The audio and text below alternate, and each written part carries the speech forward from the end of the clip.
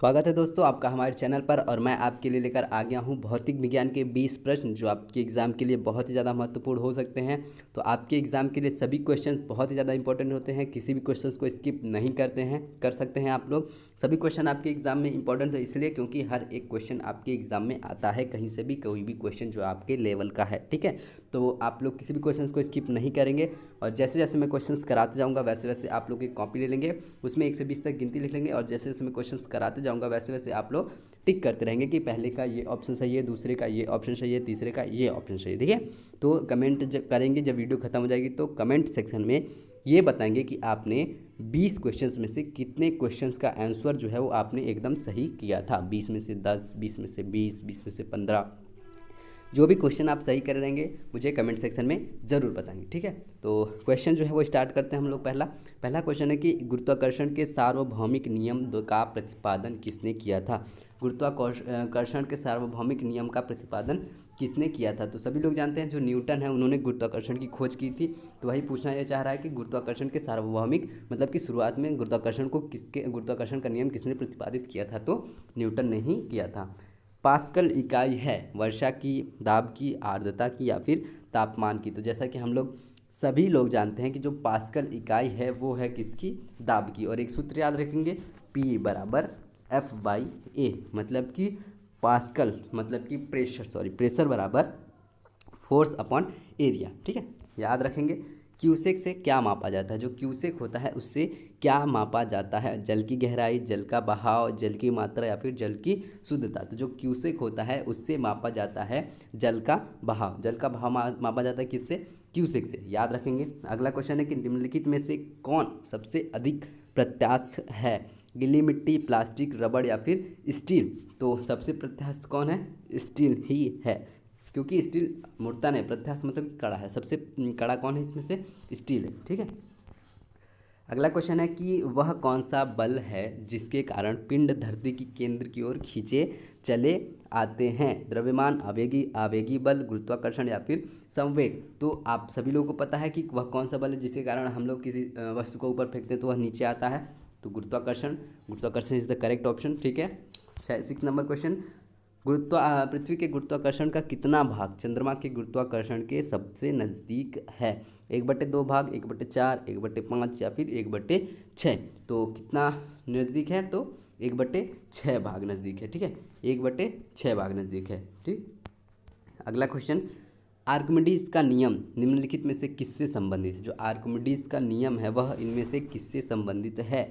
गुरुत्वाकर्षण के नियम से, प्लवन के नियम से, समकोण त्रिभुज के नियम से या फिर इनमें से कोई नहीं। तो जो आर्किमिडीज का नियम होता है वो किससे संबंधित होता है, तो प्लवन के नियम से ही संबंधित होता है, ठीक है ना। श्यानता की इकाई क्या है, पॉइज़ुली, पास्कल या फिर इनमें से कोई नहीं। तो हमें आपको एक चीज़ बता देते हैं कि आप एलिमिनेट करिए क्वेश्चन ऑप्शन कि पास्कल है, पास्कल तो नहीं होगा, ये तो प्रेशर का होता है मतलब कि दाब की इकाई होती है। इनमें से कोई वाला ऑप्शन तो होगा नहीं। पॉइज़ और पॉइज़ुली में ये आप लोग को कन्फ्यूजन अगर होना चाहिए तो इसी में कन्फ्यूजन होना चाहिए। तो श्यानता की इकाई जो होती है वो होती है पॉइज़ होती है, ठीक है।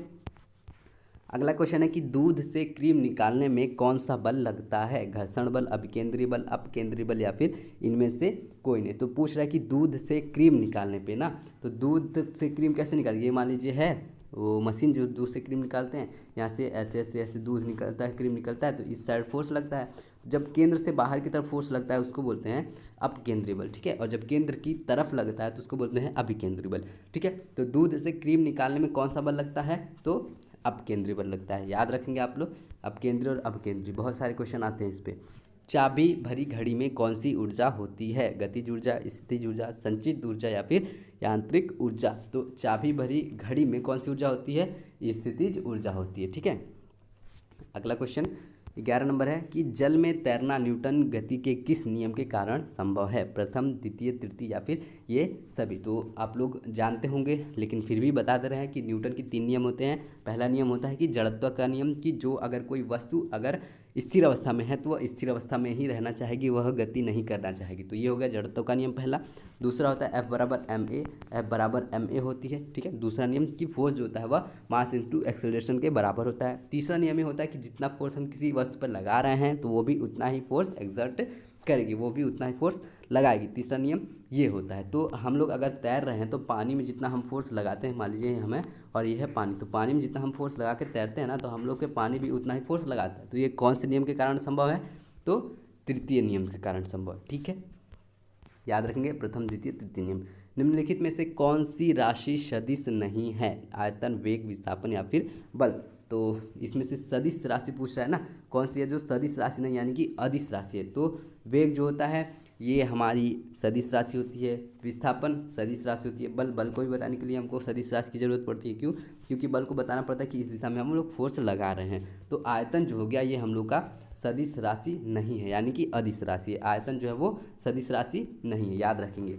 अगर देखिए आप लोगों को पॉलिटेक्निक का पूरा कोर्स पढ़ना है तो आप लोग हमें इस नंबर पर कॉल कर सकते हैं, या फिर अगर कॉल नहीं कर सकते हैं तो इसी नंबर पर व्हाट्सअप लगा हुआ है, बना हुआ है POLY लिखकर व्हाट्सअप मैसेज कर सकते हैं। ठीक है, अगला क्वेश्चन है, एंगस्ट्रॉम जो है वो क्या मापता है? आवर्तकाल, तरंग दैर्घ्य, आवृत्ति या फिर समय। तो एंगस्ट्रॉम जो होता है वह क्या मापता है? तरंग दैर्घ्य मापता है। ठीक है, अगला क्वेश्चन, किस वैज्ञानिक ने सर्वप्रथम बर्फ के 2 टुकड़ों को आपस में घिसकर पिघला दिया था?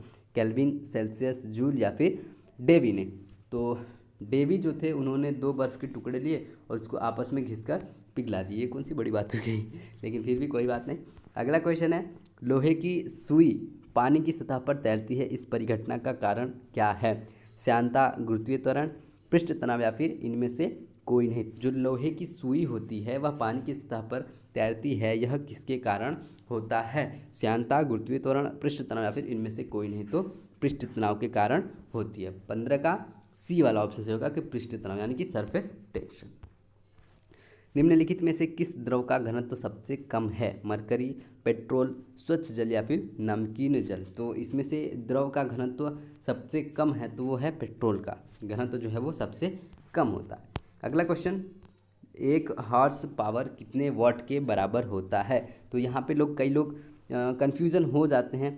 तो सभी लोग जानते हैं कि जो 1 हॉर्स पावर होता है मतलब कि 1 HP, 1 हॉर्स पावर बराबर होता है 746 वाट, 746 वाट। तो यहाँ पे वाट दे दिया इसलिए यहाँ पे ज़्यादा कन्फ्यूज़न नहीं है, लेकिन जब ये देगा कि 1 हॉर्स पावर में क्या होता है, कितना होता है, तो जब वाट होगा ऑप्शन, जूल होगा ऑप्शन, तो ऐसे ऐसे आप लोग कन्फ्यूज होंगे, न्यूटन होगा ऑप्शन, तो कन्फ्यूज होंगे। तो याद रखेंगे कि 1 हॉर्स पावर में कितना, 746 वाट होते हैं।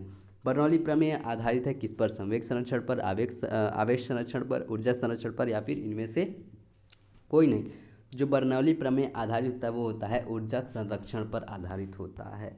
बर्फ़ पर दाब बढ़ने से उसका गलनांक क्या होगा? अगर कोई बर्फ़ है उस पर दाब बढ़ने से उसका गलनांक जो है वो क्या होगा? अपरिवर्तित रहेगा, शून्य हो जाएगा, बढ़ जाएगा या फिर घट जाएगा? तो ऑप्शन सही होगा घट जाएगा। ठीक है, बर्फ़ पर दाब बढ़ने से उसका गलनांक घट जाएगा। अगला क्वेश्चन है जो कि इस वीडियो का लास्ट क्वेश्चन है हम लोग का, किसी मनुष्य के शरीर का सामान्य तापक्रम क्या है? 98 डिग्री, 65 डिग्री, 99 डिग्री या फिर 95 डिग्री? तो यहाँ पे फ़ारेनहाइट भी देना चाहिए था, जहाँ तक मेरे हिसाब से सही होता। तो 98 डिग्री फ़ारेनहाइट होता है, 98.4 फ़ारेनहाइट होता है। ठीक है, और 37 डिग्री सेल्सियस होता है। ये शरीर का सामान्य तापमान होता है। सेल्सियस में पूछे तो 37 डिग्री सेल्सियस, और अगर फ़ारेनहाइट में पूछे तो 98.4 फ़ारेनहाइट। ठीक है, तो यही थे 20 क्वेश्चन जो आपके एग्ज़ाम के लिए इंपॉर्टेंट हो सकते हैं। सभी क्वेश्चंस आपके एग्ज़ाम के लिए इंपॉर्टेंट हो सकते हैं, तो किसी भी क्वेश्चंस को आप स्किप नहीं कर सकते हैं। तो अब मुझे कमेंट सेक्शन में आप लोग ये बताएंगे कि आपने 20 क्वेश्चंस में से कितने क्वेश्चंस का ऑप्शन जो है वो सही टिक किया था, या फिर कितने क्वेश्चन आपने सही किए, और साथ में ये भी बताएंगे कि आपको ये वीडियो कैसी लगी, ये क्वेश्चंस कैसे लगी। कमेंट सेक्शन में ज़रूर बताएंगे। मिलते हैं हम आपसे अगले वीडियो में ऐसे ही क्वेश्चंस के साथ, तब तक के लिए धन्यवाद।